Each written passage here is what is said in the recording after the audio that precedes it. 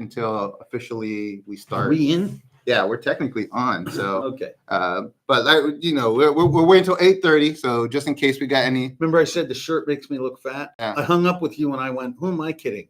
My butt makes me look fat." That's too funny. So okay. So you were talking about. I'm sorry. The show, the Bites, was it? but South Lake Bites. South Lake Bites. And it was kind of like the concept was mini diners, drive-ins, and dives. It was we would go in, we would interview the owner and the staff and just show the place. Try it. He would cook a dish. I ate some good food. Bro. Yeah. I mean, because people are always cooking their best signature thing. Yeah.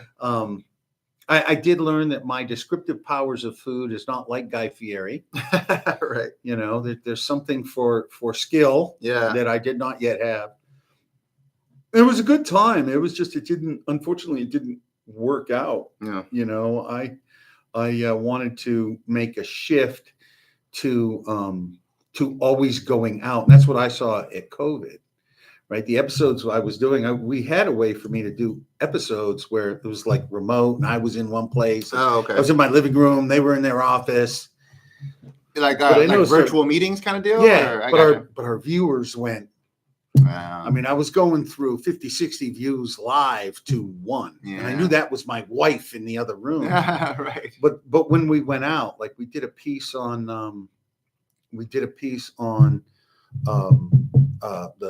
at the time was the Faith Neighborhood Center. And they did a food drop. And then we did a piece about how they needed money and how there was a line 2 miles long around the block, people waiting because it was the heart of COVID. People were struggling.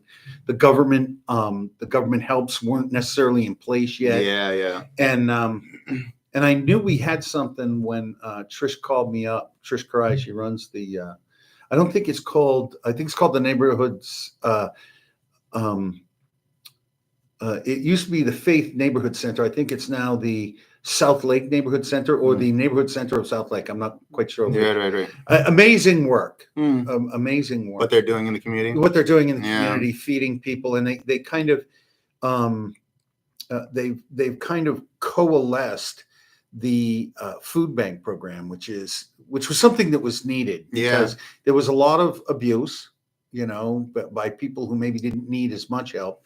And it's allowed all of the food banks, they coordinate now and they have technology. That's awesome. And so it's hard for somebody to go from food bank to food bank to food bank. Fill the whole, fill their coffers. And I mean, it wasn't everybody, but there was a scam at that point in time where there were some people, there's always a few that ruin it. Yeah.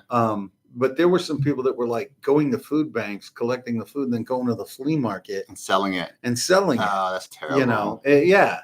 And I mean, if you need the money, there's other resources. Yeah. We can figure out something else. Yeah. So. But that was cool. But she called me like 2-3 days later. She was like, "Oh my God, the day after you aired, we had like $5,000 worth of unique donations." Oh, wow. And she was grateful to me. And I was like, "I'm grateful to you for letting me even come during COVID." Yeah. So I wanted to do that. I'm a jump in kind of guy. Yeah. I don't do things slow. If I do it, I'm going to do it. It's like takes up all my time and energy.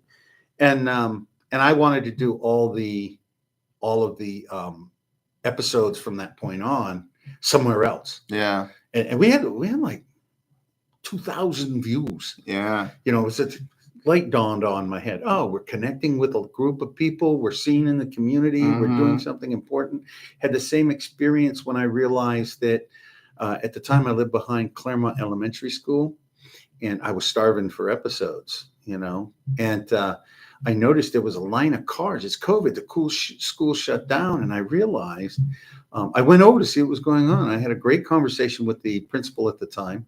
And what they were doing was they were giving out the free breakfast and the free lunch to the community. To the community, the kids, because that community is not real high end, right? I mean, it's the lower economic demographic, right? Yeah. And it never occurred to me that here you got like, I don't know how many kids a school has, but 400 kids, right? Must represent 300 families, right?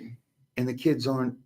What are the kids going to do for food? They're used to going, their families that rely on this. So they were passing out a couple hundred meals each meal. Interesting. So the people that were still working were their, their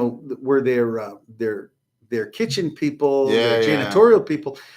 So I went over and did an interview with them and saw some pickup. And we didn't want to show anybody who was picking up food. Of course, So it was all done from the cars were behind us. Yeah. But again, it was a big episode. Interesting. And, it was shared over and over again. And, that was where I realized that for Joe, the key was get out in the community. That's cool. So I'm sorry, let me interrupt you real quick because we are actually it's past the 8:30. We're at 8 past that 8:30 time frame. I want to do a real quick intro. My name is Gus Ortiz, and this is the Ortiz Anomaly podcast. I am here, KW commercial director and productivity coach here at our office, but this is really just about what's happening in the community. We talk about business, we talk about the economy, we talk about real estate. I'm here with Joe Carlisle from Joe Knows, the Joe Knows brand. You've done a lot of stuff in the community, which is kind of what we were kind of jabbing about for a minute as he was kind of sharing some stuff he's doing in the community. We're going to have a conversation. It's going to be between him and I. You guys are going to be a fly on the wall. Feel free to comment if you like. But we're just going to kind of chop it up and, kind of learn a little more about what Joe does in the area. So I know you were kind of talking about this, the podcast, which you've done a couple different things in the community that are related to that, right? So the podcast has been one of the things that you've done. What are some of the TV show rather? We did the TV show, and the problem that we ran to continue the conversation we were having. The problem we ran into was, it was a good idea to make the shift, but it was at COVID. Yeah. And it was the heart of COVID. So it was hard to get anybody, who wasn't afraid to come out of their house. Yeah, for sure. And they certainly weren't letting somebody else come in. So many businesses were shut down. Yeah.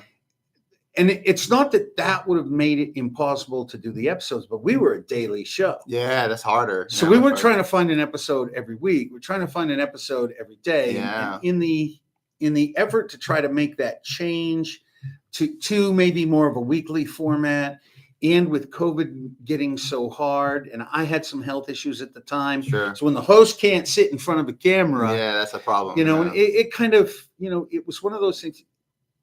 Sometimes things don't work out, and you spend some time going, oh man, I blew that, I messed it up, and I should have, and I could have, and I would have. Words for fools and children, by the way. Yeah. Woulda, shoulda, coulda. Yeah. Is that we learned something. Yeah. And I learned that while I had been an actor years and years ago, I personally am much better extemporaneously. And that was the key to the show. It was, it was out in the community. It was finding people to come in and there was no script. Yeah. Just because, as a matter of fact, I can remember bringing in a politician at the time. It was, he's a young guy, lawyer. He tried to run for Congress this year, but he's running for something else, county commissioner, I think.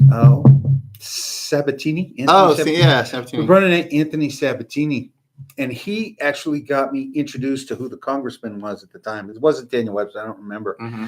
But we went back and forth for like 8 weeks, and people were like, well, what are you going to talk about? I was like, what does the congressman want to talk about? Well, we need questions. Well, tell me what the congressman wants to talk about, and I'll give you questions. And it ended up working out because they started I don't remember it, the Relief Act, where there were monies, and I brought the congressman in. He was willing to come in and talk about how people access that money and what it really was, because there was a lot of confusion. Sure. But that's what I was good at. Yeah. Is the extemporaneous. It's why I make a good realtor. Yeah. Because, I can talk to somebody and say, okay, well, I think this. Let me come over and I'll do my research. And say, well, you've done this. You think somebody's house is worth one thing because you do all the paperwork, but you go in and you realize, oh, it's not that, right? You should have had that hole in the, when you can see sky from the kitchen, you probably should have done this. Could take some money off. Of course, you get the other thing too, right? Yeah. I mean, you get in there and they're like, the guy himself is an old guy who just spent the last 15 years of his retirement just upgrading his house because he had nothing else to do. And you're like, okay, well, I came in thinking, what did you think? Well, I came in thinking this, but now I think that. Right. So, but it also gave me a real love for the community, Mm-hmm. you know, because, well, you know, from doing this, you meet people and you hear things, you see things you didn't understand, you didn't know. Yeah. We had actually, it was, I believe it was Anthony Sabatini. Him, it was a hard interview. Why is right? that? Well, I had asked him about his background, Mm-hmm. and he told me about, and I'm not sure it was Anthony, so don't hold me. Yeah. But I think it was. I had asked him about his background. He told me about his service in government and his law degree and all of that, and he never mentioned he was a veteran. Interesting. I was like, yeah, what? That's an important part. You should have led with it. But it made a statement, and he didn't tell me that till after the interview was done. Interesting. You know, so it says something about his character, and I respected him because in a lot of ways I'm like that. Yeah. I don't lead with it, you know. Yeah. And in all honesty, the only reason I started putting it on my branding material is somebody said you're wasting some influence. There are people who would appreciate working with Marine Corps veteran. Absolutely. You know, and they took it that way. But I thought that said a lot about his humility.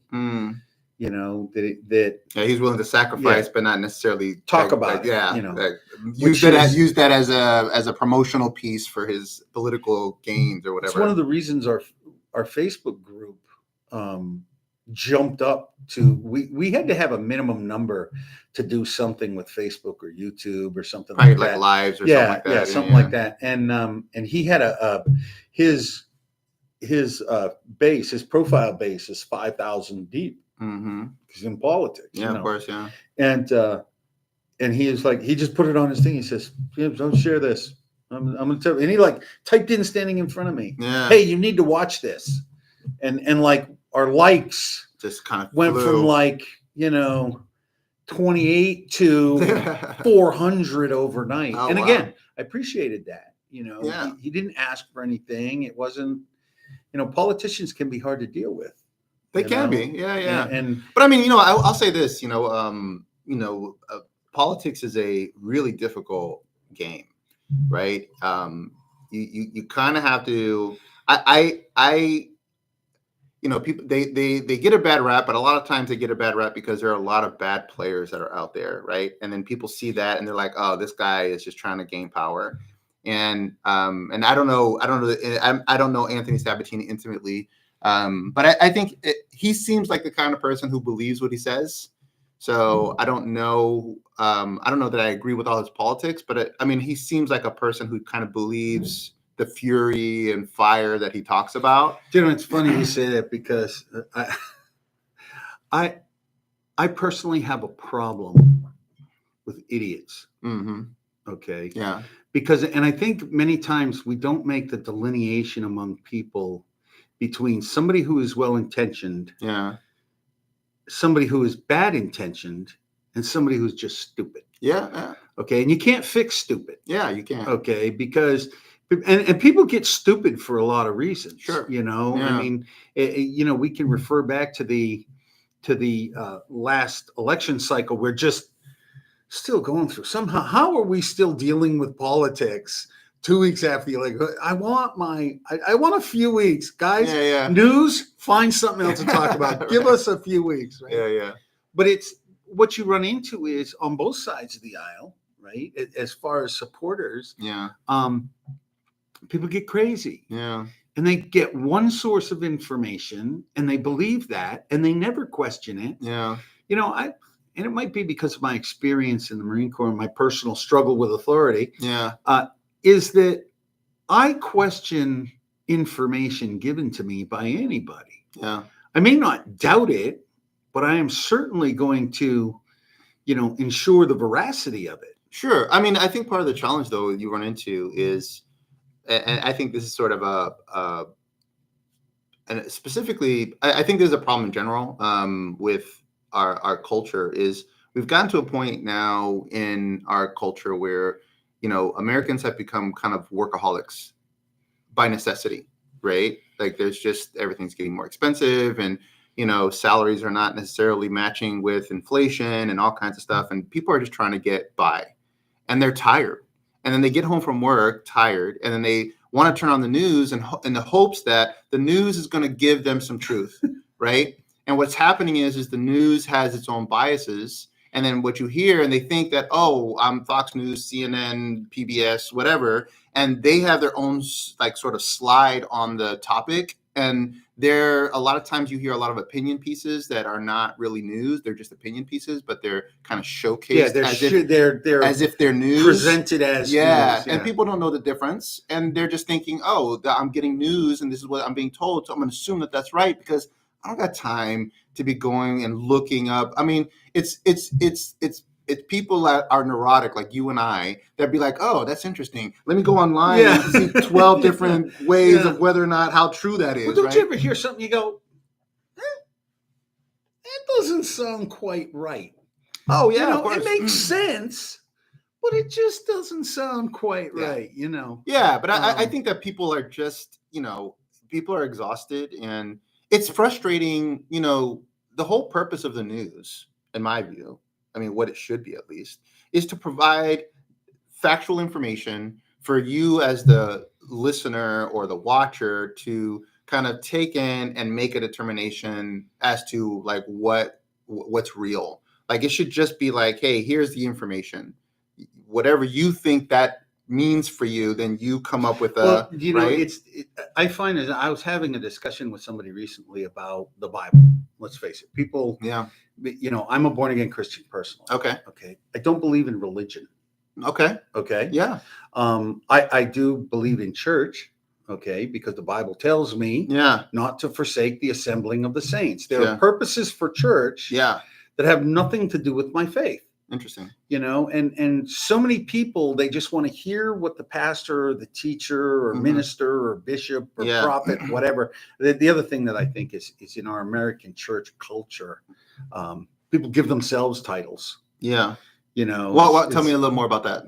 Well, it's, for instance, you can go into a church and somebody is saying, oh, Bishop so-and-so said this. I see. Well, who made them the bishop? I see. What qualifies them as bishop? Right. I mean, in the Catholic Church, if you're a bishop, you have gone through an entire process of experience and learning. And submitted to authority, and you've been appointed by their top authority as that bishop. And so you hear titles like that. I find that Jesus didn't insist people call him teacher, right? Mm-hmm. I mean, rabbi means teacher. Yeah. They called him rabbi because they respected him. Yeah. Because they saw his works. Right. And they heard the authenticity. It was a descriptor. It was a descriptor, right? Yeah, it wasn't a title. Yeah, it wasn't an honorific because he'd earned that and you should show him deference. And so I don't believe in religion because I have been a member of great churches. Yeah. I've been a member of great churches that have become not great churches. Sure. I have seen abuses and I've seen good things. So I mean, it's all built by humans. Yeah, right? it's all built by people, which is the biggest problem. Yeah. I did have a pastor. One of the coolest things he said is, a lot of people say I don't want to go to church because of hypocrites. Mm. And the coolest thing I ever heard this guy say was, well, you can go to church with a hypocrite or you can go to hell with them. Interesting. Take your pick. Right. But my wife and I went through a period of I'm a recovered drug addict. Yes, I remember your story. It's interesting that that's one of the things that, in all honesty, when I was thinking about different people that I felt would have a super interesting story to talk about, you were actually one of the first people that kind of came to mind because of the story that you shared with me. And I was like, wow, that would really be an interesting story to talk about. And I know you're very open about it, which is awesome. So we could probably get several episodes out of that story. Yeah. I mean, for the viewers, long story short, I was a combat Marine in the 80s. Yeah. I did 3 tours of Beirut, the invasion of Grenada. Oh, wow. And I came back, and the care system from the VA back then, at least in mental health, wasn't very good. Yeah. I was having some problems. Sure. And I went to the VA for help, and I didn't get any. Mm-hmm. And I was in college in 1984. And, I mean, I can remember having this bad experience and driving home. It took me an hour and a half to get there. I went for like a year, once a week. And I can remember driving home thinking, well, I know how to make these nightmares go away. Mm. And, I went back to college and I purchased a whole bunch of marijuana and spent the next 4 years smoking pot. Yeah. And it helped, but it didn't help permanently. Yeah, as it never does. And it the behavior that I originally started to help with a problem became self-medicating for everything. So I became an addict. Yeah. With everything that goes with an addict. Sure. Right. Plus, add in the problems I was having because of PTSD, which was undiagnosed and I didn't really accept as a real thing.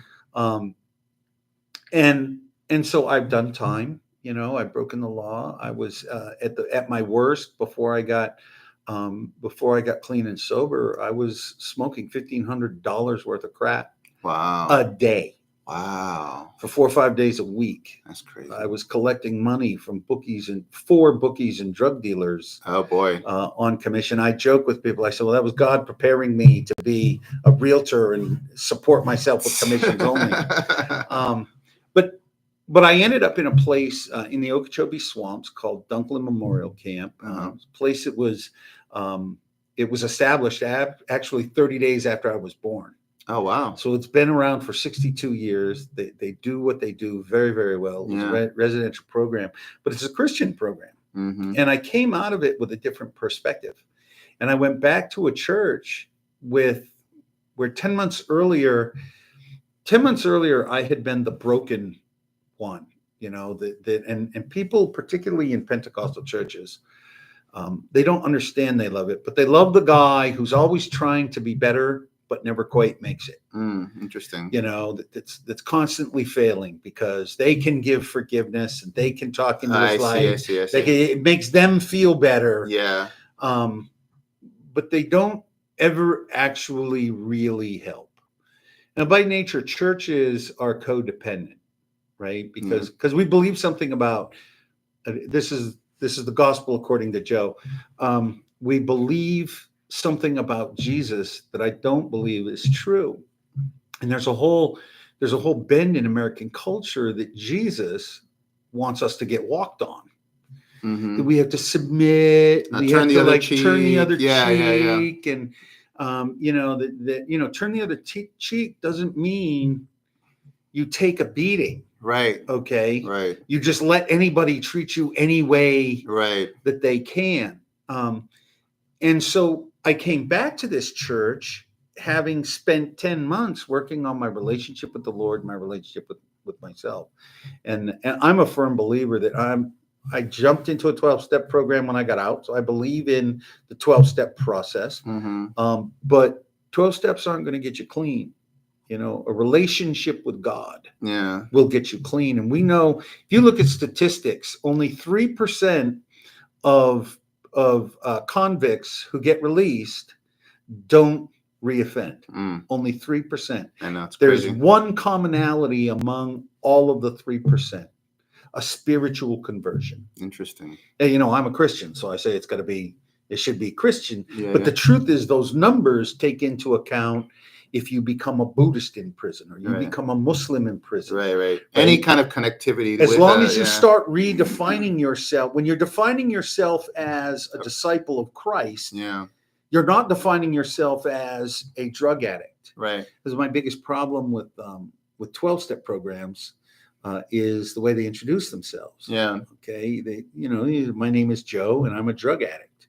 Well, I may be wired like a drug addict, but I'm 18 years out. Right. Am I actually a drug addict? I don't use drugs unless by a prescription. Right. No, I'm somebody. So when I go to those meetings, I introduce myself as, my name is Joe. I'm a born-again Christian who struggles with the issues of addiction. It may seem like a fine distinction, but in the definition of myself, it is a distinction. Well, that's interesting because, that type of thought process, I think, it applies in so many areas of life. Right now, you're talking spiritually, and then how you're seeing yourself spiritually, and your ability to find sobriety, and a person who how it is that you're defining yourself, and that is something that I think also applies towards any other parts. you know, if you were to say, well, you know, my name is Gus and I'm an amazing dad, right? And then now you start putting all of the things that you say, you start putting the things in place so that you become the thing that you're saying that you are, right? So like I'm Gus and I'm an entrepreneur. I'm a successful entrepreneur. Right now, I gotta now put the things in place to make sure that I'm fulfilling the thing that I've defined myself as, which is really powerful stuff. There's an amazing book called The Morning Miracle. Oh yeah, Okay. That's a great book. Big fan for years book. and years. Yeah, I just discovered it after I got clean and sober. I had a few years. The Miracle Morning. The Miracle Morning. Yeah. The Miracle Morning by Hal Elrod. Yes, yeah. He has a great series of books. And I actually have a relationship with his co-author in the series. Okay. So like he wrote the first one and it was popular and there was a need for more. So they have the Miracle Morning for the Morning Miracle. Miracle Morning. Miracle Morning. The Miracle Morning for teachers. The Miracle Morning for salespeople. The Miracle Morning for real estate professionals. As a matter of fact, the Miracle Morning for salespeople. The first one was Miracle Morning for real estate professionals. I wasn't a big fan. I mean, that Miracle Morning stuff was good, but it wasn't. That was actually the first one I read. I didn't even read Miracle Morning. Okay, and it was okay. It was good. I'm not going to say it was a bad book, but it wasn't great. Right. 3 or 4 books later, they came out with the Miracle Morning for salespeople. It became my sales Bible. Interesting. It did very good job. If you didn't know what the Miracle Morning was, it did an excellent job of explaining the Miracle Morning concepts and processes in the framework of a salesperson. Yeah.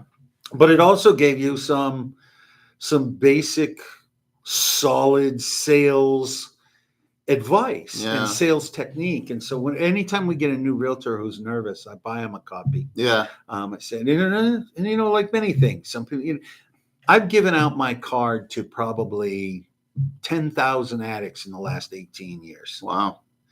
5 have called me. Okay. And I always say, hey, give me a call. You need a relationship. You want to be clean. I'll build a relationship with you. You'll help me. I'll help you. Right. Yeah. I'm surprised at the number of people that I give this book to that never read it. And that's not uncommon though. Like I find that, a lot of times people either they just don't prioritize like improving themselves. Yeah. Because they're lost in the challenge of life, which can be challenging, right? Life is hard. I talk about this all the time. Like life is hard. It doesn't matter what you do. Life is hard. Yeah. You just got to pick what hard you want to do. Right. So you can, so you got to figure out like what hard is it that you want to do. You should be picking a hard that makes the rest of it not as hard. Yeah. Find a hard that you can at least enjoy some parts of it. Right. So I think people have a hard time with that. And, because I've also recommended books and I've run into that too, where people have recommended books to me. I know that I want to read it and I just never get around to it because life. So what I've done now is I actually in my phone, anytime someone recommends a book that I haven't read before, I have a book list of all the books that I need to add. Oh yeah. Right. Yeah, so then I'm like just constantly going through my book list, but I'm also constantly adding books because people say, oh, this book was amazing. I love Audible. Yeah, that's great. Yeah. Because, and I'm a self-help business book junkie. Sure. Okay. I hate it. I love Tony Robbins' advice. He's got some solid life advice. Oh, sure. Right? Yeah. But the biggest problem I run into with Tony Robbins' books, and I'm only using Tony Robbins, it's kind of like an author thing, particularly before the 2000s, right? Is they spend half the book telling you why you need the book. And or more, and then like the last third or quarter is the advice itself, and I'm like, potatoes, look, bro, I spent the $29.95. Right. If I didn't think I needed the book, I wouldn't have bought it. I wouldn't have laid down my dollars. But just to get back to the Miracle Morning, there's a concept in there called affirmations. And one of the things Hal Elrod did wasn't, he didn't so much invent a lot of this stuff. Sure. What he did was he took a lot of it and put it into a process. Yeah. He did a lot of what Think and Grow Rich was supposed to have done. I don't know if you've ever read. I like Think and Grow Rich, but it didn't really give you much of a daily process. You could. It was all conceptual. It was all conceptual. You had to figure that out yourself. Yeah. And of course, there's a part in Think and Grow Rich where he talks about the concept of putting together a dossier of your work history. Well, that was great in 1932, right. But we've been using, resumes since the 50s. And now we're going into like LinkedIn. Yeah, LinkedIn. But the thing that he said that I think has been life-changing for me several times, and I did it by accident, getting clean and becoming a disciple of Christ, is the affirmation concept. And when I was at Dunklin, they taught me to journal. Not a lot of people journal, okay? But at Dunklin, we had a structured process. And in our structured process, there's 5 steps. I actually added a 6th step because I'm that self-righteous. Step 1 is gratitude, which in and of itself, if you did nothing else, so powerful, and you wrote down 10 things every day, I would challenge all your watchers, viewers. Yeah, it's all right. It's again cup number 1. Yeah. You got it. Once it gets to 4, then it gets real clear. 4, it gets clear. I would challenge them to write down 10 different things every day that they're grateful for. I guarantee you, by day 5, they'll be struggling to not mention the things they've mentioned already. And that in and of itself will change your life because it changes your perspective. Oh, for sure. Okay. I mean, and I'm talking about, I've had times where the rest of my life was absolutely just going to hell in a handbasket, right? I mean, you get a bad report from the doctor and it's scary. And it's driving home from the doctor's office. I was diagnosed with a rare blood disease. Nobody knows the cause. It's rare enough that they didn't know how to treat it. So I was an experiment for a couple of years. That's scary, Yeah. And the good news is it's settled down somewhat. It's caused me some other issues, but I have a quality of life now that I wasn't sure I was going to get. Sure. And gratitude. One of the first things the doctor told me was, well, this won't kill you, but the symptoms could. So we have to do this, this, and this. So what did I have to get grateful for? Well, if I have to have a disease, Lord, I'm grateful it's not, it's not a fatal disease. This diagnosis is not fatal. And I'll tell you, I went through a couple of rounds of chemo with that. One of them I actually had to go in and get the shots every day. And I can remember a perspective. I was in the room. It's a depressing place to be. Because you're sitting in these chairs that are designed for people who all have a fatal disease. Yeah. And I can remember looking across the room at this guy who was obviously on his last legs. And I can remember thinking, just because you could see it, that he was trying to eke out an extra 3 days, or extra month. And I looked around the room and I realized, in 10 years, half these people are going to be dead. And they weren't all old like me, there were some that were young, and that guy I was looking at couldn't have been my age, And so it'll give you perspective. Driving home from the diagnosis, I'm like, I'm glad. Thank you, Lord, that I can drive on a road I didn't pay for. Yeah. Technically I did, but I can make a phone call which goes through a satellite. I personally did not have to figure out how to get into space. It's the idea of gratitude will change everything. So you go through the process is gratitude, confession, and we confess attitudes from the day before, which lead to sin. Sure. Ask for forgiveness, ask a question, and then get quiet. Now, if you believe in God, you can believe in the universe. This works for anybody. I say it's God talking.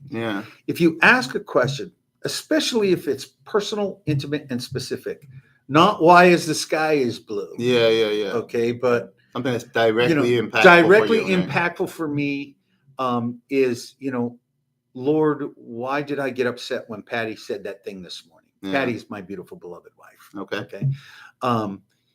And you will be shocked at the answers you get. Okay. So that helped me in this process once I left Dunklin and I was clean and sober, and brought me to the Hal Elrod book. Okay. And then I learned affirmations. So I had by accident been saying no longer I'm a drug addict and I'm a convict. Yeah. I'm just a criminal and I'm a piece of junk. And yeah, because that's what you'll be. Well, and especially once you get into your 40s and 50s, if you haven't done anything in your life and you've got a life controlling problem like that, it's easy to think, I didn't appreciate the fact that I had 4 amazing kids, an amazing wife that should have kicked me out 20 years earlier, who not only stuck with me, but came down to that rehab every weekend so we could work on our marriage because they had a program for that there too. Wow, that's powerful stuff. Yeah. So the affirmations could be directed. Yeah. I'm not thinking we're back to that 3% that didn't look. Let me tell you what, you go to prison or jail, you learn 3 things day one. First one is you do not want to be there. Yeah, I can only imagine. You will never forget the sound of that door clanging shut the first time. Oh, boy. You'll also never forget the sound of that door clanging shut behind you the last time. Okay. Number 2 is you realize the justice system is broken, and very broken. Yeah. And a lot of those guys just shouldn't be there. They're getting shafted. Yeah. When it comes right down to it. The third thing you realize is you're glad a lot of those guys are there. You're glad you while you accept it's broken, you also see the absolute need for an incarceration system. Okay. Now that doesn't mean we should throw it away. We should be working to improve it, but there are some people you want there. You're glad they're not on the street with your wife and your children. Yes, totally. So when you come out, I knew I didn't want to go back, but the odds were against me. The numbers were against me. For sure. I wasn't just a criminal. I was a criminal and an addict. Yeah. With a history. Oh, that's terrible. How was I going to work? Yeah. I had to think of myself as something else. Once I got through Dunklin, I went through Dunklin like 5 years after I got out the last time. I did some time in probation. But I went to Dunklin and then I found this book and I realized this thing I was doing naturally, just kind of organically to stay clean, could be applied to other things. Oh, sure. So late in life, I became a runner. And I was training for a marathon and jacked up my hip. That was 2.5 years ago. Yeah. So I've had a full hip replacement. I'm still not running, but I'm still defining myself as a runner. For sure. With the idea, because I've run plenty of races when I couldn't catch up to the 90-year-old guy, that was always 100 feet in front of me. And no matter how hard I went up that hill, he was going to be in front of me, Right. And that can be done with anything you want. Yeah. Be a dad. Like you said, a dad, a husband. Yeah. Well, it kind of goes back into this idea of when you define yourself as a thing, then you start behaving as the thing. So for example, if you mentioned you define yourself as a runner. So one of the things that might come up is if you're presented with, let's say you're in the middle of, you're working to train, right? And then there's a cheeseburger that's sitting in front of you, or grilled chicken and rice, and you're like, I really want that cheeseburger, right? But then you think to yourself, well, I'm a runner, right? What would a runner choose? And I'm like, well, a runner would choose the chicken and rice. It's funny you say that, because this is where I was getting to. When we start using affirmations, when we want to go somewhere, I have people, of course, my wife and I work a lot with addicts and the families of addicts. Yeah. And they always want answers. Yeah. And I tell this to young realtors. You're looking for answers and you're looking for the wrong thing. You should be looking for questions. Yeah. And of course, my journaling practice, because it's all about daily asking a question that's personal. And I ask, this journaling concept has become so important to me. I keep a journal for my spiritual life, a journal for my business, and a journal for self-improvement. Interesting. All places I can ask God questions about something that's going on in those, because I've defined those areas as priorities, as the priorities. And of course, the other areas, like my spiritual journal, is probably where I'm going to ask the Lord about questions about interpersonal relationships, relationships with my children, relationships with my wife. But if I have a conflict with somebody at work, Business is going to be about, what should I be doing? Why am I struggling? Why can't I, I did this so well for so long. Yeah. What's keeping me from it? Yeah. Why am I procrastinating, or why have I ignored this, or how do I deal with this customer? Yeah. Right.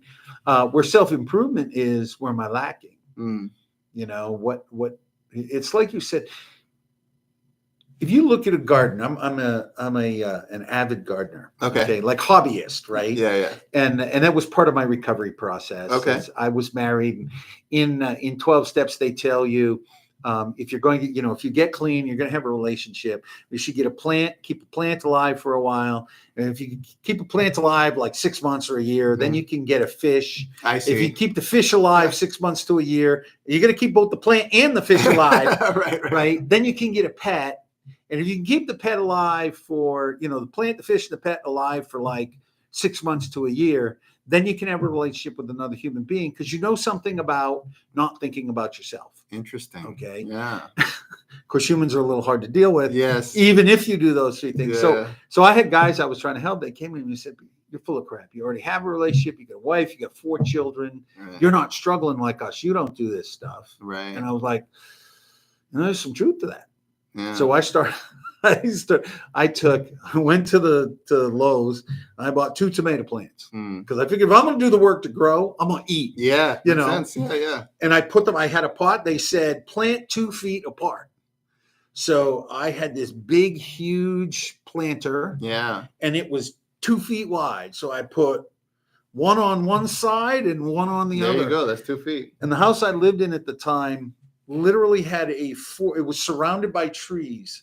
It had one 4x4 spot in the middle of the backyard that got sun. Oh, that's funny. For 6 to 8 hours. And that's where I put that planter. Yeah. And I grew. Okay. Out of those 2 plants, I got 2 tomatoes. That's it. Yeah. Right. Like 3.5 months, 4 months worth of work to get 2 tomatoes. Right. And those plants were a mess. Because you're not 2 feet apart with room to grow on each side. They should say give 2 feet on each side of the plant. Right. And what ended up happening, I learned a lot. Okay, it was a mess. I learned how to trim it. Those 2 tomatoes tasted so good, I got hooked. Right. So I have quite an extensive garden now. When I bought a house, it was important to find a house with a yard that I could build a garden, tomatoes and cucumbers and carrots and whatever else I want to do. That's cool. If you look at a garden, there's only 1 or 2 things going on. Either stuff's growing or stuff's dying. Which part of the garden do you want to be in? Right, the growing part. You want to be in the growing part. Yeah, for sure. Because if you're not growing, you're dying. We see this in our area in Florida. But when I first started my career, I started in and around the villages, and I saw this.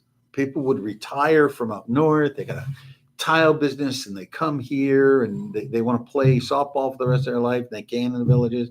They got great leagues, and 3 years later, a completely healthy guy that works out every day is dead.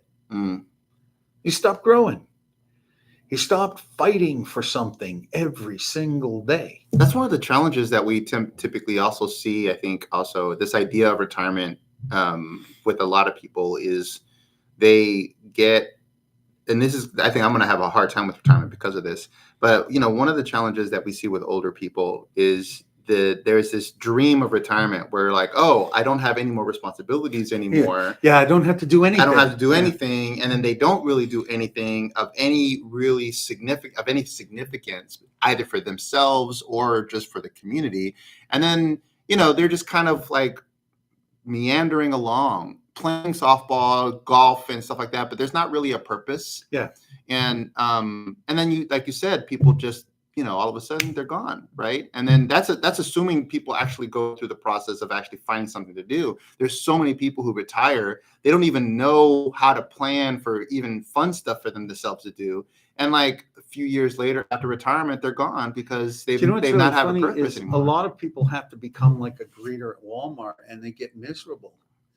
It's like, dude, you have no idea that job is keeping you alive. Yeah. You have reason to get up. I had a boss once years and years ago, and I was working in a bar, and this guy's son adult son was running. He owned a restaurant, and he was like 93 years old, and his son was in his 30s, and again, adopted child, was in his 30s and was stealing him blind. Oh no! Like 2 cases of whiskey would come in the front, a case would go out the back. Oh wow! 100 pounds of steak come in the front, 30 pounds going out to his friends. Wow! Right, and I watched it for about 90 days, and I just couldn't take it anymore.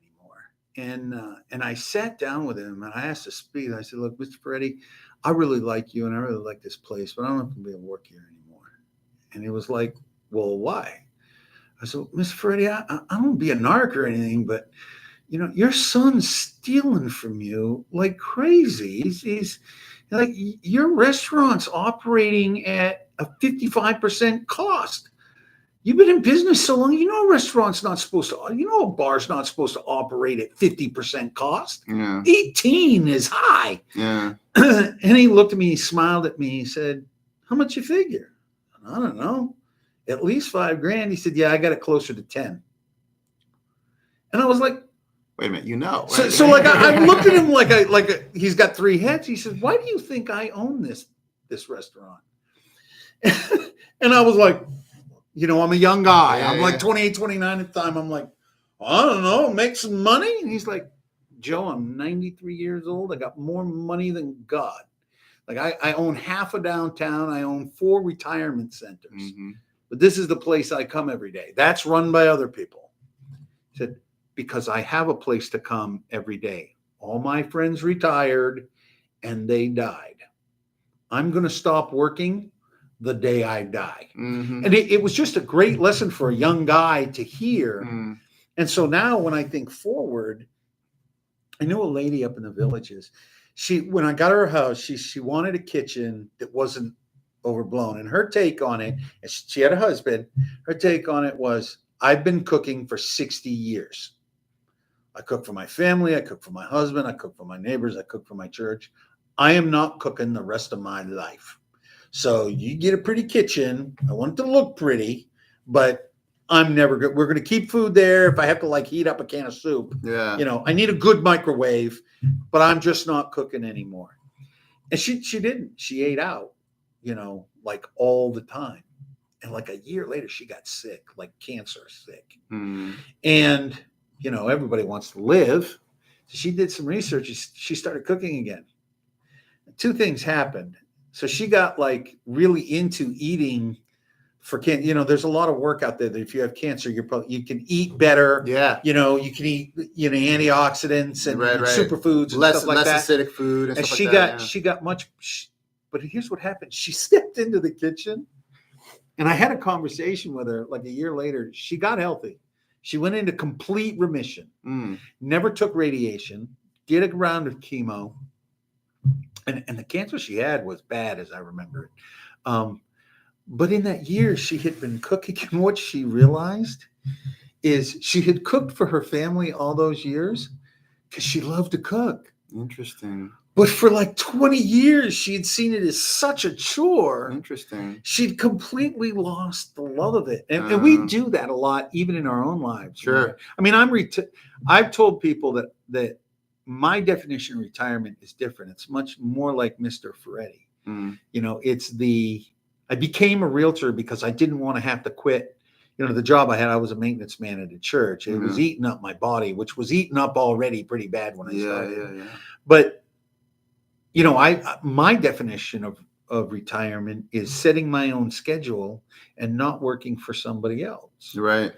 And as a realtor, people are amazed at me that I don't work harder or work more. And I'm like, well, for what rent to what end? Yeah. I'm 62 years old. Yeah. Okay. I put 6 kids through private school in the state of Florida. Okay. They're all doing fantastically. Mm-hmm.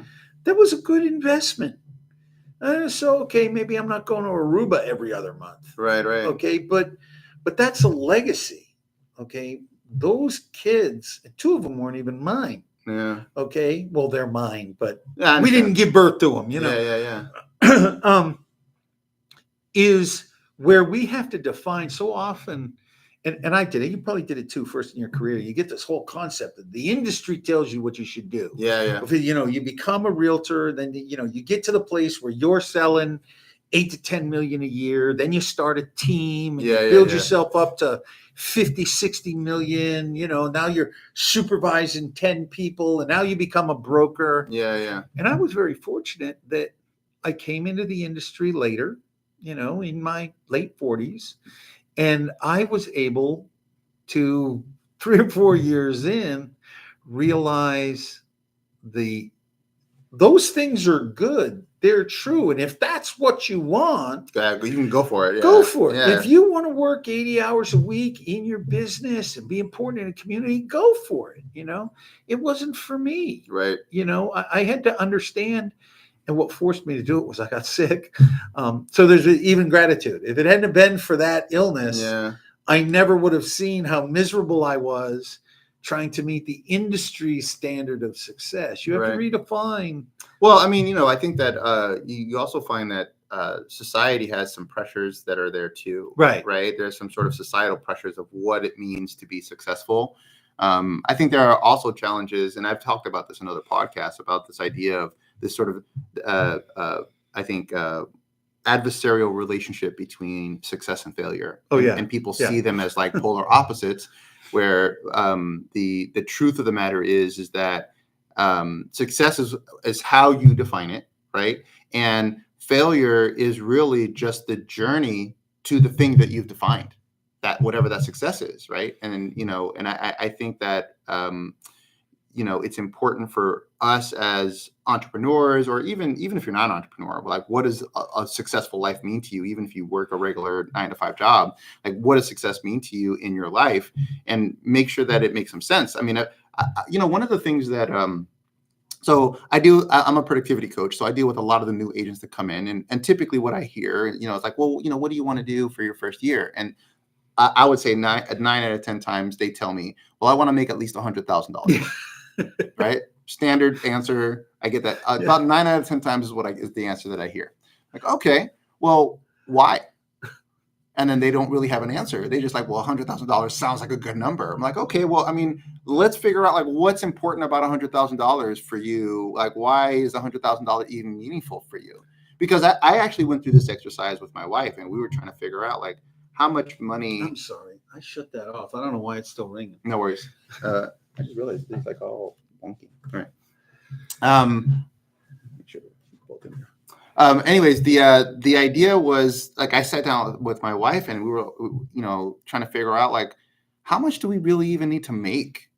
Like, what does that even? Because I'm here. I'm here like just going through the journey of trying to make as much money as possible. The hamster wheel. Yeah. The hamster wheel. And then I'm just I sat down with her. I was like, hey, well, how much money do we really need to make in order to live the lifestyle that we want? So then we were like, well, what is the lifestyle that we want to live? And then we sat back and we're like, oh, well, okay, well, we like hiking and biking and doing that kind of stuff. I'm like, okay, well, that stuff is not terribly expensive. And you buy their supplies, the bikes and the hiking gear. But once you buy that once, unless you're going to buy more of the stuff, right?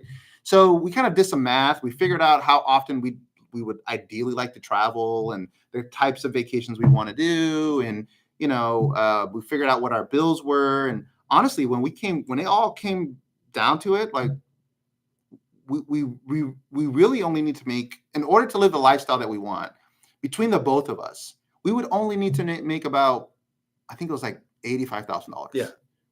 Like, not even close to what I'm thinking in my mind. I gotta have 200,000 after taxes and expenses. Yeah. So, it was just surprising to me how little ultimately I needed to live the lifestyle that I wanted. So, this is, of course, we've done really good about paying down debt, and so we don't have a lot of debt and stuff like that. So that's usually part of the challenge for a lot of people. But that would then be part of the process, right? Like, oh, I want to be debt free, right? How do you get there? It's really funny that at 62, I've learned a lot just through experience. I kind of got some. I'm a real jarhead. I'm like a cliche jarhead. Yeah. I got thick skull bones. Yeah. Okay. I'm the guy that if you tell me it's going to hurt if I whack my head against that wall, I'm going to have to whack my head 10 times to prove you're wrong. Okay. At number 10, I might go, yeah, he might have been right. Maybe I shouldn't do this anymore. Yeah. I can't judge the guy that says 100,000 because when I got into the business, my dream, because I was working like 60 hours a week as a janitor cleaning toilets, right? And my dream was to make $100,000 in 20 hours. I mean, I believe this. Yeah. I'm going to make $100,000. It's going to be 20 hours a week. I'm going to have plenty of time for all the other things I dream of doing. Yeah. And no, that's not the way it works. Yeah. I hadn't anticipated, there's a learning curve. Sure. Right. And I find it's funny especially when we deal with new people in the business, there is a mistake that most people, even people that have been longtime realtors, make this mistake. Is I had a guy come in once, and I'm a fan of Ricky Carruth. Ricky? Yeah, Zero to Diamond. Yeah. And so Ricky Carruth famously made $1 million a year in commissions, being an individual agent, and it took him 8 years to get there, and then he's been on autopilot since. We were talking about the database earlier. Build a database, and so this young guy came in, and he was in his mid-20s, maybe, and he sat down, but he had done the research about Ricky Carruth, and so I was going to coach him, and I said, well, how much do you need to make? He said, well, I'm going to make $1 million this year. I'm like, okay. You never want to. You don't want to creep on somebody's dream because they might. Yeah. Right. They could be the one. When I was when I was dealing with recovery more and new people, every now and then somebody tells me they're going to do something that's pretty much against the accepted way that you need to live to get recovered. Mm-hmm. And I tell people, look, I'm going to give you this advice, and I'm not telling you you're wrong. And I hope you're the one in a million. Yeah. So you never want to tell somebody. Yeah, of course. No, I get it. But we're getting back to failure because sometimes you got to learn that lesson the hard way. I'm back to my head against the wall. Yeah. And this guy, I said, well, why do you think you can make $1 million? He said, and again, I'm not going to judge him. Yeah. I mean, I'm grinning, but like maybe he has a dad with a bunch of rich people, and he's going to jump right into commercial and have maybe he's got a deep database from his mom, right. Who's doing this down in Miami, and he has a steady. I've seen guys do it, sure. Right? And I said, and he said, well, Ricky Carruth does it. I'm like, okay. Ricky Carruth took 8 years to go from zero to $1 million. Mm-hmm. And in the 8 years, he had actually spent a time period 3 years before actually selling real estate. So he knew something about it. Mm-hmm. Before that 8 years started, he literally read every book on real estate. Yeah. In the 2 years of the crash. I was like, well, that's all right, because he gives out his information and I can do this. And I'm like, okay, how much money do you have behind you? Like, well, I don't have any. Well, okay, you got to pay your mortgage. I live with my mom. Okay, cool. You don't have to pay a mortgage. You still got expenses. Yeah. So you're going to have to get in here and start hustling. First thing, I never saw the guy again. He was wearing a baseball cap.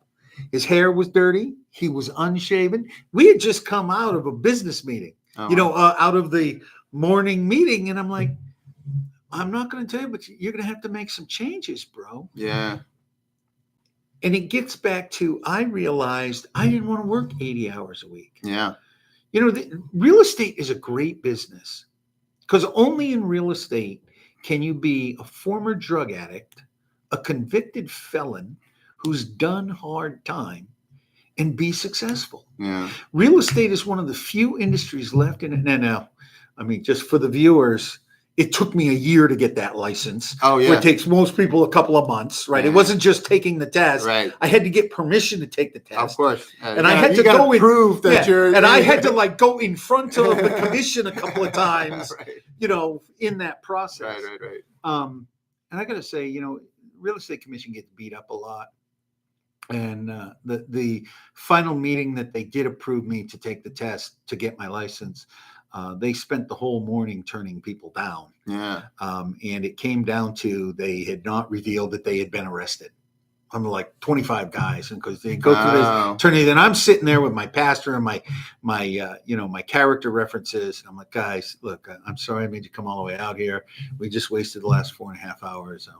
You guys can go home. I'll come back after lunch. And they were like, no, Joe, we'll stick it out with you. Well, I had revealed everything. I was open about it. Right. And, it took them about 3 minutes to decide that I was an example of a guy who was trying to turn his life around. And that was the kind of guy they wanted in the business.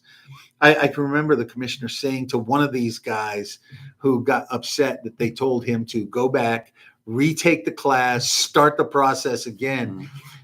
He complained about it. And I remember the head of the department saying, sir, this business is all about getting the paperwork right.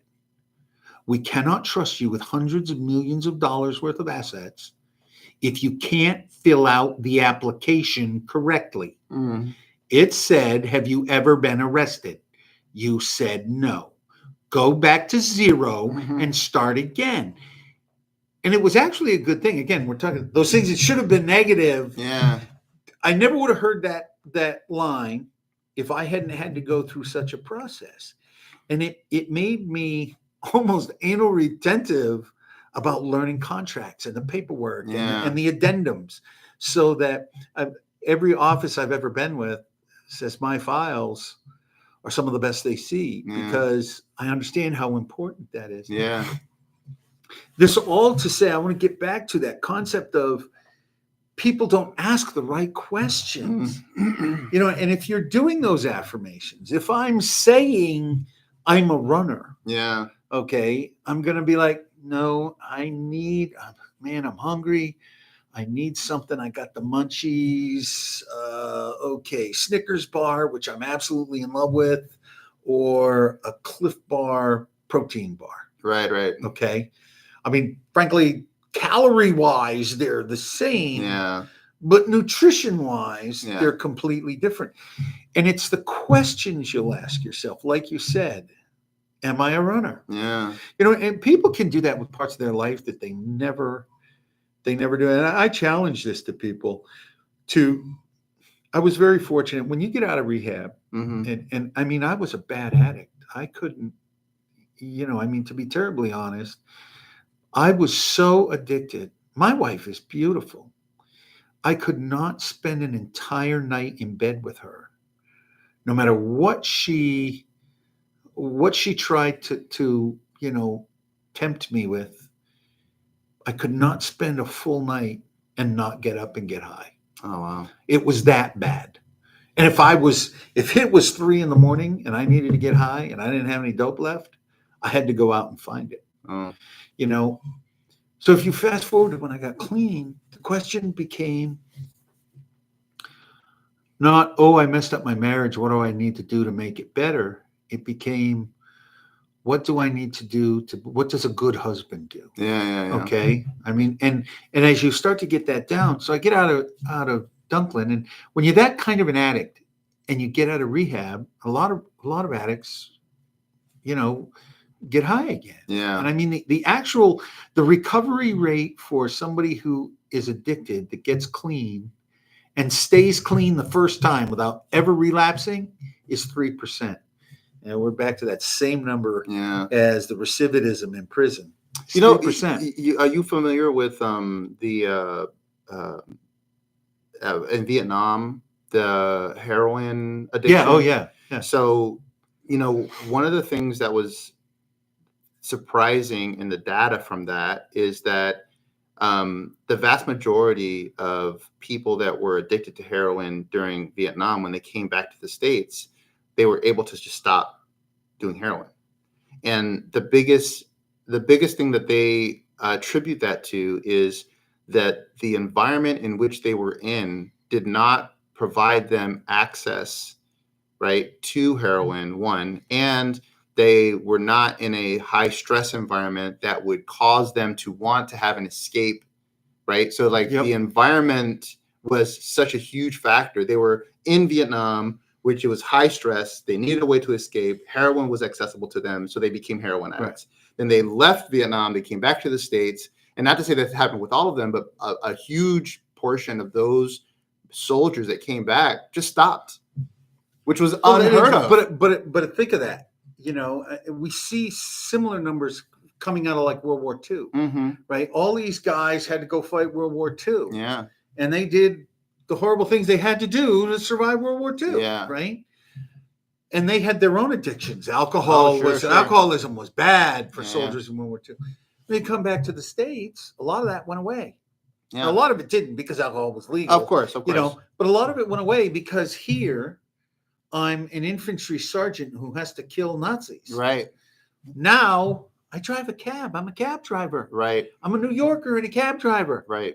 The stresses are different. We're back to the definition. Yeah. Just redefining yourself changes those stresses. Yeah. So I'm a big what if guy. And coming out of rehab, one of my questions to God was, what if I relapse? What if I don't do this right? What if I ruin my family? What if I didn't have no more chances with my wife? If I didn't make it this time, there wasn't going to be no reconciliation in another 5 years, right? It was, you're never seeing the children again. Yeah. And which was actually the thing she said to me that really made me go to rehab and embrace it was she actually said to me, look, let's say this was while I was an addict.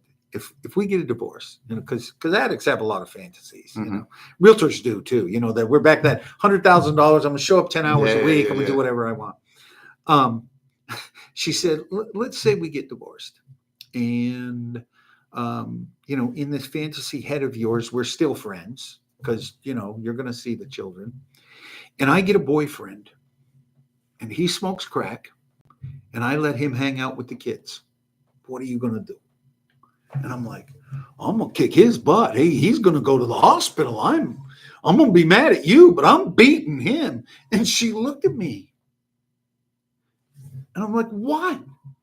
And it's just something about the look in her face. She's like, yeah, you're hearing yourself. Yeah. And she finally had to say, you're the boyfriend.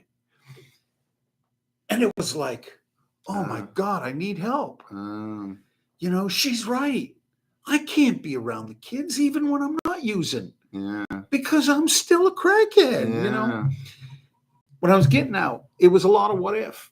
And the Lord told me in my journal, I could probably find the entry if I looked back far enough. And I still have all my journals. And I would suggest, one of the reasons I'm such a believer in journaling like that is because there will come a time in life where you feel like you're on the hamster wheel and you haven't done anything. And you're just, we all go through times. I'm a piece of junk and I'm worthless and nothing I've done is at all meaningful. I'm not good enough. Yeah. Well, if I go back to 18 years ago, I can read journal entries and realize, wow.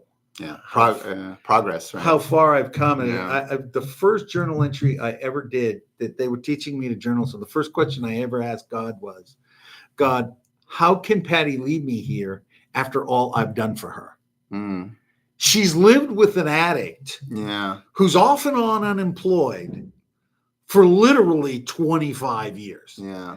All I've done for her. Now I can see the growth now. Yeah. So what the Lord told me in that journal entry when I said, what if I mess it up? I had never thought of this my whole life. And I was like 46, 47 years old. Joe, what if you live the way you know you should? What if you trust me?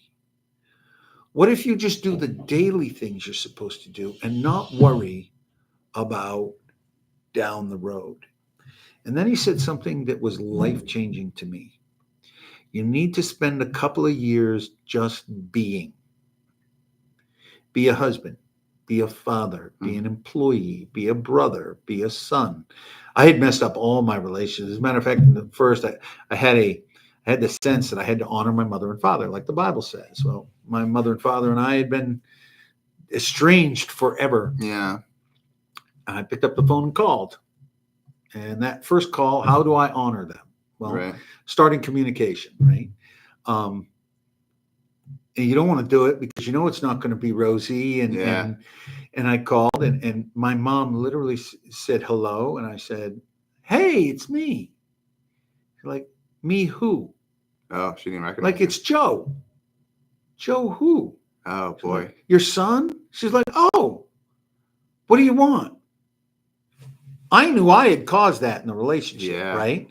And fast forward, I talk to my mom all the time, Yeah. and that eventually became a 2-minute conversation, became a 10-minute conversation, became, we're on the phone now for hours. You had to reestablish we had to all that. reestablish that.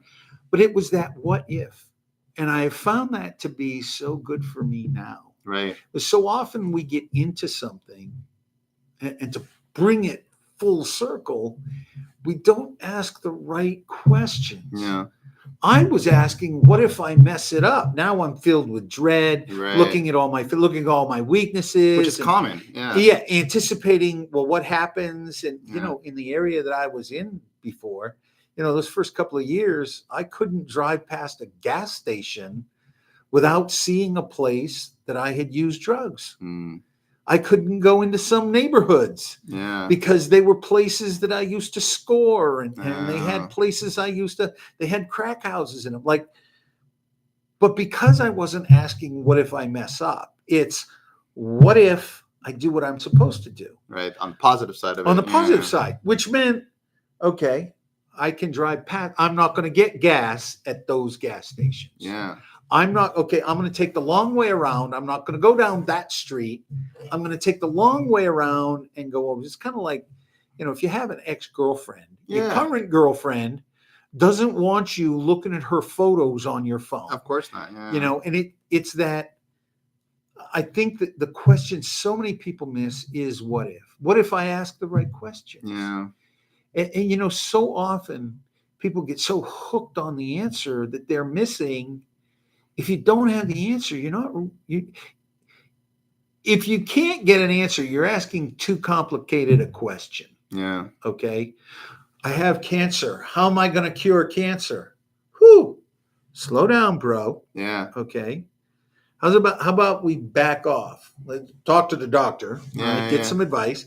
If he doesn't tell you what you want to hear, get another doctor. Yeah. Because doctors are human too. Yeah. But the thing that B worked for me, because the question became, what do I do today? Yeah. Yeah. And that's all we can. That's all we can do, right? We can't do anything about yesterday. Right. I've done it. I just have to make amends for it. And you can't actively do anything tomorrow. I can't really do anything tomorrow. Right. I can only do something today which affects tomorrow. Yes. And that eventually we get good at picking, remember that hard? Mm-hmm. We get good at picking that hard that will most affect tomorrow. Yeah, in the way that you want. In the way that you want. And I have just found in my life, everybody I know who's successful started asking the right questions. We'd start talking about failure. Yeah. And, people don't understand. I can be grateful for him. I had a period of years that as I was starting to grow, I had medicated for so long that I had stopped feeling. Mm. And certainly if I didn't feel love, I didn't feel hate. I said I did, but I didn't. Yeah. I didn't feel, if anything was going to make me uncomfortable, I was going to get high. Yeah. So there was a 3-year period that I was feeling feelings. And I didn't know how to process a lot of them, but I was grateful that I could feel it. I remember telling a guy, looked at me like I had 3 heads. I was like a year out. He was just getting out of rehab. Yeah. Dunklin is a unique place in that if you go through it and you graduate, you're a member of the family. I actually just came back from a 3-day retreat there. Oh, okay. They have a homecoming. It is like one big family. We all come back and visit and stuff like that. So I told this guy, he said, what's your best advice? I said, embrace the pain.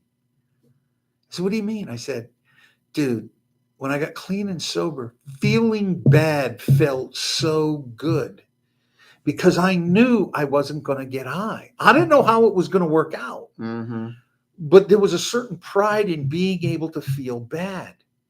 And we're back to failure. Up until I think it was Gary Bonds broke, was it Gary Bonds, baseball player, broke Babe Ruth's home run record. Barry Bonds. Yeah. Broke Babe Ruth's home run record. Until Barry Bonds broke Babe Ruth's home run record, who had the strikeout record for Major League Baseball? Babe Ruth. Babe Ruth. Yeah. For 80 years, Yeah. he had 2 strikeouts for every home run he hit. Yeah. He failed more than everybody else And did. I mean strikeout like he swung 3 times Yeah, and he's didn't out. connect. Yeah, right, He right. was out.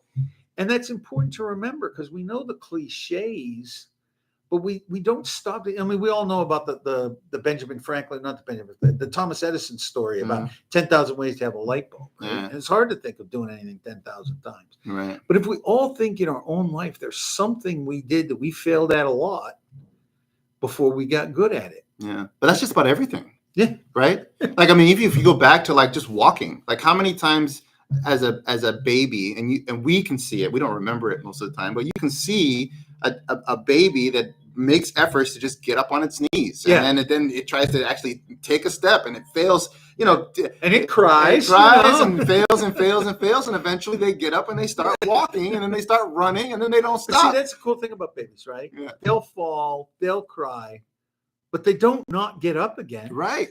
But they don't understand, because I think that the beat down mentality of give up is a trait that you learn, not a trait that's inherent, right? So like it's a trait that society that we put on ourselves as a society, but that's not an inherent trait. Our inherent trait, just like every other creature in the world, is to keep moving, keep going, keep trying to be better, trying to find ways to survive and grow. It's a concept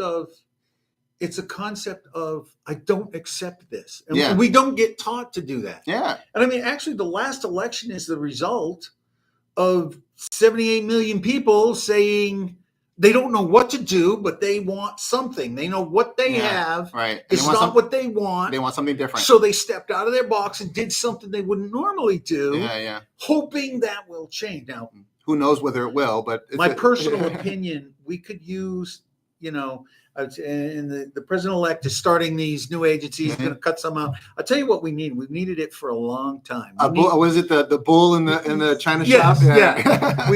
And sometimes that gets rid of the China that doesn't sell. It's okay. But I think that's a lot of what that represents, right? But here's the thing. What we could use is, and the life-changing thing for me, for Dunklin, it wraps into this, is we could use a Department of Personal Responsibility. How many times have you seen something on the news and gone, that's dumb? You're jammed up. I think of the lady that sued McDonald's for hot coffee. Oh, yeah. It's like about a decade and a half ago, right? Oh, it was longer than that. It's like 35 years ago. Was that in the 90s? It was the 80s. Oh, it was the 80s. late 80s. Yeah. But here's the thing. It might have been early 90s. Today, anytime you get a cup of coffee from a fast food restaurant, what it's going to say on it? Contents are hot, right?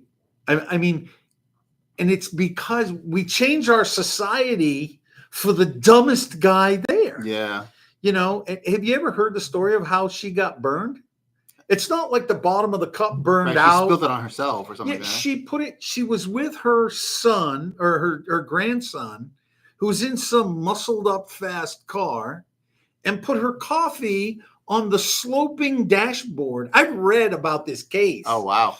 Put the coffee on the sloping dashboard, and idiot grandson peels out. Oh. And coffee spills on her. Here's the best part. They weren't even on the McDonald's property. It got spilled on her at a stoplight.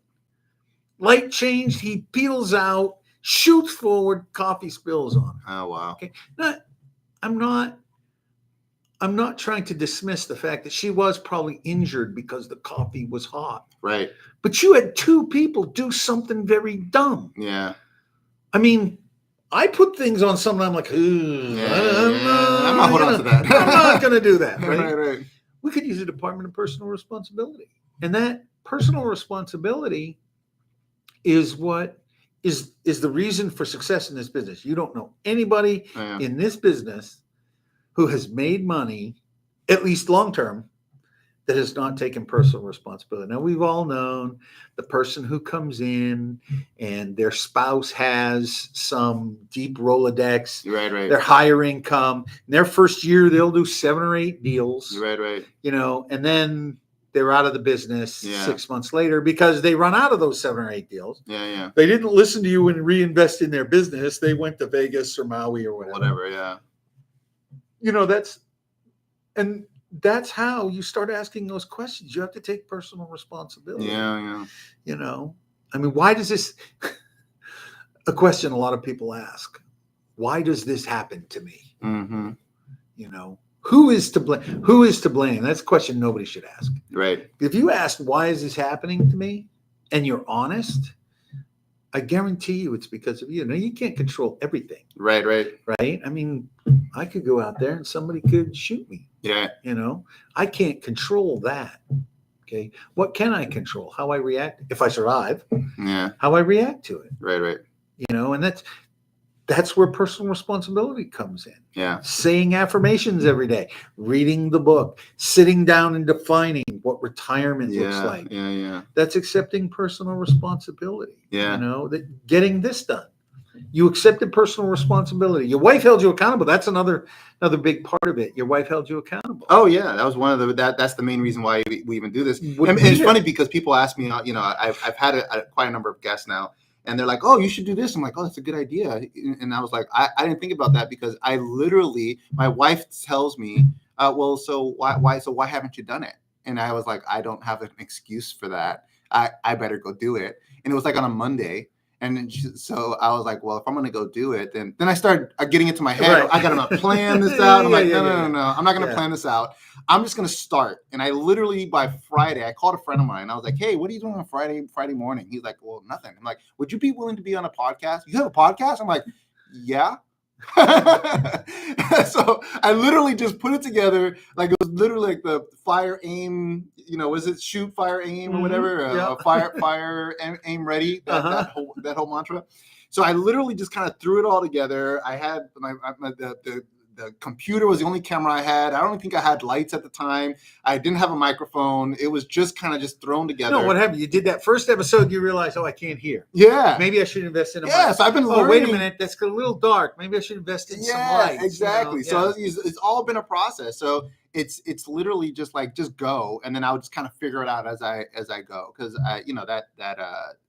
that the accountability is really, really powerful stuff, and being around people that are willing to challenge you, I think is one of the things, at least for me, is I make efforts to try to surround myself with people that are going to challenge the ideas that I have, as opposed to people that are just going to always agree with me. It's really funny because people don't understand accountability. And I will tell you, we talked earlier about a church, the American church. And again, I believe in the church. Sure.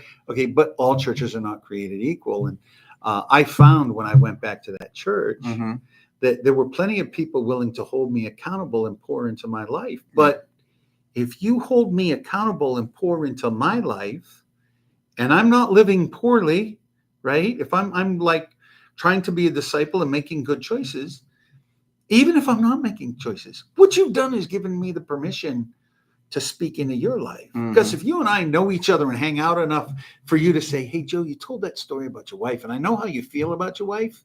And I know the story was funny, but I know you don't really, it's not you. It didn't really portray the image that you like to portray about your marriage. Yeah. Did you do that because you were funny? Did you just get caught up? That's accountability I'll receive, right? But if you do that, and then I hear you, because you and your wife have an argument, right, and you're cussing her out to somebody else, even if you're cussing her out in public, I might pull you aside and go, hey, Gus, look, man, I know you were mad, and I'm not going to make a comment on, were you right? Was she right? Did she deserve? Did you deserve? Here's the best part. I might even let you vent. Yeah. Vent to me in private. Yeah. Because I'm not going to tell anyone and say, okay, Gus, now that you got it off your chest, I don't think you should have done that in public. You really humiliated your wife, and that's just not helping your situation, right? Yeah. We're speaking into each other's lives. For sure. I have a theory of responsibility and accountability. And I call this the levels of discipleship. Mm-hmm. And if you're familiar with the Bible, okay, there are levels of discipleship. Now, again, we're talking the gospel according to Joe. Mm-hmm. You're not going to find this in a Strong's Concordance. Yeah, right. Most preachers, I would hope they agree with me, Yeah. but I'm not going to say, thus saith the Lord. Yeah, This is Joe's opinion. Right. That you need in your life 3 levels of discipleship, Mm-hmm. okay? You need a Timothy. And Timothy was the one who was learning. Yeah. Okay. He was under somebody's authority. Everything they talk about Timothy was as a student, as somebody being mentored. Okay. And the word, I love the word disciple because it wasn't actually in use in the lexicon until a couple of hundred years after Christ. Mm. And maybe not a couple hundred, but a long time after. Yeah. And what it meant was disciplined follower. Mm. Okay. It wasn't just a follower. It was a disciplined follower. Interesting. Okay. Yeah. Which has connotations of its own. So you have a Timothy, which is somebody you're pouring into. Okay. Okay. You need a Paul, which is somebody who's pouring into you. A Peter, somebody that you're sitting under the mentorship of. Okay. But the relationship we all miss, and many of us miss one of the 3. Mm-hmm. The last one is we need a Barnabas. And a Barnabas it's like me and you. Mm-hmm. It's the guy who's at the same awareness level that you are. Okay. Because you can speak. Your peers. Yeah. You can speak from common experience. Yeah. Now, discipleship says to if you're into these 3, I think I just got an idea for another book. If you're into these, if you really do these 3 relationships right, they should be intimate. They should be becoming intimate. Interesting. Okay. Yeah. If you're doing it really right, and your Peter or your Paul is doing it right, you should eventually become one of his Barnabases. Right. And if you're doing it right, your Barnabas, as long as he's doing it right, always stays a Barnabas, but your Timothy moves into the whole idea is you should always be moving. Somebody should be moving into the Barnabas position. Right. Everyone should be shifting up. Right. And so my big struggle with a lot of churches is people get to the place where they think that they've done this and now they're on the top. They're there. Yeah. And that's not the way it works. Yeah. I mean, if I'm there, I'm in trouble. Okay? Right. You're not there till it's over. Because here's the thing: if I'm there, okay, that self-righteousness puts me in danger. Oh yeah. And that's why we hear stories of spiritual leaders who steal money, do drugs, cheat on their wife, right? And it's because they feel like they're there. Yeah. And why? Because in those cases, they probably eliminated Barnabas and Peter. Yeah. Well, they have plenty of Timothys. Yeah. It's all about the image. Yeah. If you speak into my life, that gives me permission to speak into yours. The other thing that I'll say about holding people accountable is if you're not willing to be in my life, to be part of my mess, and to make me part of yours, I'm going to listen to you because I don't find anything that anybody says is completely unvaluable, but I'm going to place far more value to something you say than the guy I've seen 4 times. The guy that I only know as, passing, Brother Joe, how you doing? I'm doing fine. Wants to know more, Right. He goes to hold me accountable. I'm going to say, well, I'll take a look at it. I mean, I'll journal about it. Yeah. But I'm not going to. Like the amount of weight you put on is going to be different. Which is why you need the 3 levels of discipleship. I love that idea. I mean, I think you're right. I think there's definitely a book that can come out of that. So I would definitely explore that. And on that note, because I know that I want to be respectful of your time, I think that's a really great note to leave on, this idea of like having sort of, as you mentioned, like a Timothy that you're mentoring. You have this Barnabas that you're a peer with, and then having what was the Peter or Paul? Peter or Paul, Yeah. the person of authority. You're the he mentee. was the original. Yeah, you know, your mentor. The reason we call it witnessing. Yeah. Is because when you go to a court of law. Yeah. You can be anything other than a witness. Mm. That's why defense attorneys are so good at destroying their credibility, right? But if you got the worst witness you can have is a video. There's a video of you doing what you're doing. It becomes, okay, you said no, but that, right? The reason we call it witnessing in the faith is because they saw the ministry of Christ. They saw him. They were witnesses to what he did. Yeah. Of course, as humans, we've extrapolated that into this big, complicated thing. Yeah. I'm sorry, I didn't mean to interrupt you. No, that's good. Peter and Paul is the authority that you're under. You're actively writing the book now, so just make sure you write your notes down, right? People, I think, miss the value of being under authority. And I think most people that get into trouble, our presidents, all of them are a perfect example. Our elected officials who reach the high level of Congress, they're not answerable to anybody but the people. They can hide a lot of things. They do things as congressmen that they never would have done in their community. Right, as an individual. And it's because they no longer have accountability. Right. And that's a whole other conversation. So listen, Joe, I really appreciate you coming out and doing this podcast with us. This has really been a great education to learn about kind of like what you think spiritually, kind of what your journeys look like. I would love to hear about this book that you're talking about now that you have this idea for this book. So I'm hoping you journal it down, and the next time we have a conversation, it's going to be about that. I have, you have a list of books you're going to read. I have a list of books I'm going to write. Okay. And you telling me the story of this podcast. My wife has been telling me the same thing about turning what was the Joe Knows South Lake to a show called Joe Knows. I do have, hopefully in 2025, I will have published You Must Own Real Estate. Oh, okay. It is my take on why there will never be another actual crash, and how real estate is the only way, ownership of real estate in some form is the only way to guarantee financial freedom. Interesting. In the United States. It's no longer a college education, but that's a podcast for a whole nother day. Now, are you doing that as a podcast or as a book? It will be both. It'll be both. I am writing a book, but I'm going to do a podcast. Awesome. My wife has been saying you've been talking about this. Right. We've been praying about your best accountability partner. It's on our goal list. Right. You got to we constantly say, are you going to put feet to that? Yeah. Are you going to start walking that? Yeah. That's awesome. So, Joe, where can people find you if they want to learn more about you, about real estate, about anything, any questions they have? You can find me at you can email me at onejoeknows@gmail.com. Okay. I'm all over the internet. Just search me. Okay. Websites and all sorts of things. And they search you by Joe Knows as Joe Carlisle. You search me by Joe Carlisle Realtor. Okay.